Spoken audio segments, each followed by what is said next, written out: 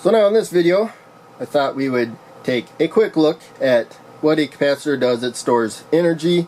It also blocks direct current. As you can see here now, it flows while it is charging or discharging, however you're looking at it. But at some point, if current is only going in one direction, the capacitor won't let it pass anymore. So we have the negative side. This is a 1000 microfarad capacitor, and this is a 1000 ohm resistor. So we have the positive side of the power supply to the resistor, to the long lead, the anode of the LED, and a short lead, the cathode, comes to the capacitor, which heads to the rail there. And you can see the power supply is on, 5 volts, but nothing's happening. So what we're going to do, this jumper I'm going to put to the negative rail there, just to get it out of the way, and then I can just touch the capacitor, but I'm going to plug it in there. Now you can see the LED is lit, and that's because current is not flowing through the capacitor. The capacitor did discharge, and that was sudden, but you can see we have a steady LED going. So now I'm going to yank this. You can see the LED does not go off instantly. Right now the capacitor is charging. The LED is along the way. So it would charge up to 5 volts, except for the LED is blocking probably a little bit more than 1.6 volts. Probably about 1.6 volts. And so 5 volts minus 1.6, that's going to be about 3.4 or so.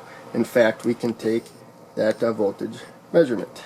And so there's another thing called the RC time constant. So in this circuit we have a resistor, and so about 3.5 volts. It's still charging a little bit. You can see it's very, very slow right now. So, but the RC time constant, so since this is a 1000 microfarad capacitor, and that is a 1000 ohm resistor, we have, so 1000 microfarads is the same as 1 millifarad.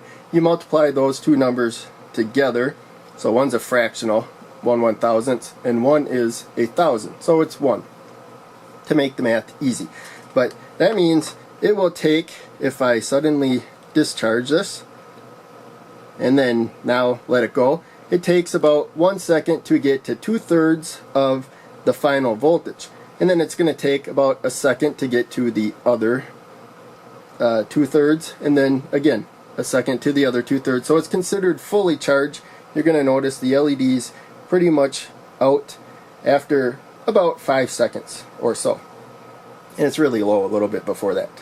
Anyways, so in any case, let's take a voltage measurement of the capacitor. So the voltage tells you how much charge is stored based on the capacitance of the capacitor, just to make it simple. So a smaller value capacitor charged to the same voltage is going to have less total charge.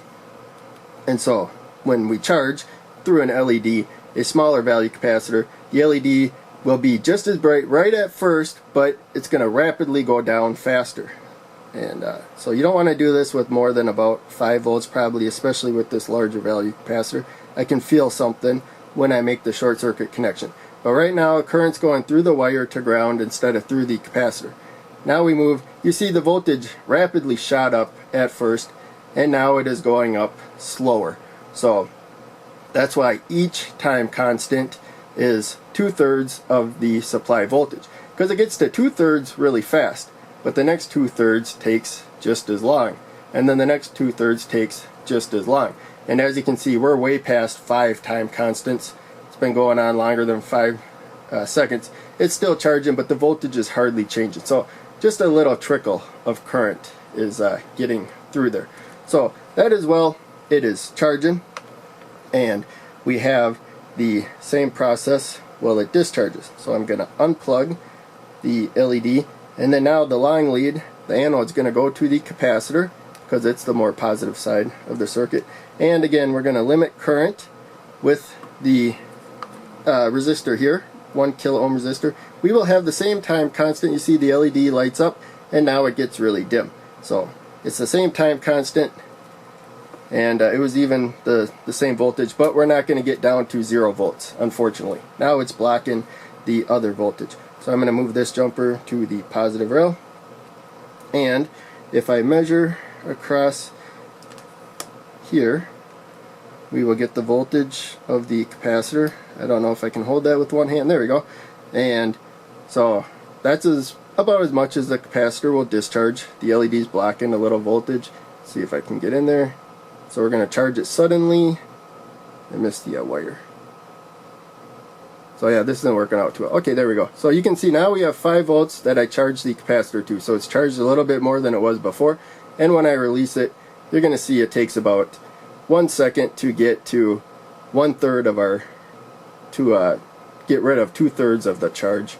And then it's going to keep taking about another second to get rid of another 2/3 of the charge. So that's just a demonstration without showing the math. The math's all over in written form and everything. There's online calculators if you're wondering how long it will take a capacitor to charge. If you know its capacitance, so this is microfarad, and the resistance that will be charging it. Of course, you have to know its final voltage. In this case, we also have a semiconductor, which blocks voltage. So we have to take that off of the final voltage, whether it's charging through a semiconductor or discharging through a semiconductor. So that's a lot of topics for a lot of other videos, but once you have a solid understanding of it, you understand it pretty easily in all future circuits. So it's worth learning. You don't want to look at complex circuits that involve all of these principles and try to figure it all out at once. Once you break it down, each principle, then once you know it well, you'll easily see it in more complex circuits, which is why they are more complex circuits. It's all simple principles, but a whole bunch put together. So, thanks for watching. Hope you enjoyed the video. I will see you in the next one.